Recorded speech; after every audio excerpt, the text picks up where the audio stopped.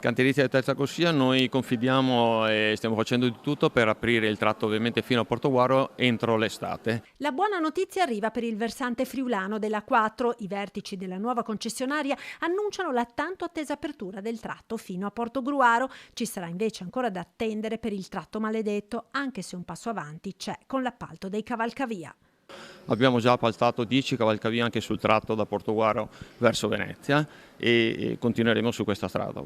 A margine di un incontro a Vittorio Veneto con le scuole, 2 quelli organizzati in Veneto, altri 8 in Friuli Venezia Giulia, il vicepresidente della concessionaria illustra il cronoprogramma dei lavori per rendere più sicura la A4, nonostante le difficoltà.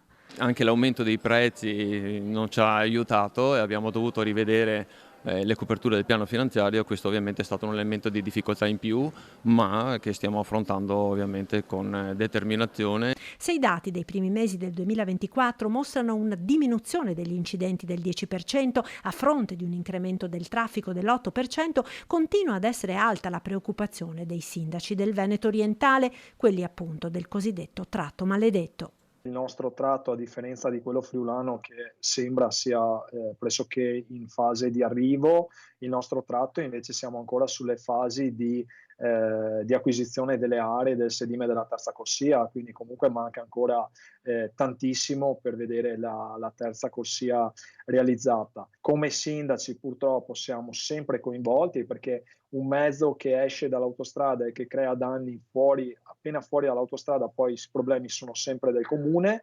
e quindi siamo fortemente preoccupati. Speriamo appunto che partino finalmente i ponti, perché questo è il primo momento per poi continuare con tutta l'attività della terza corsia che ad oggi sembra comunque ferma.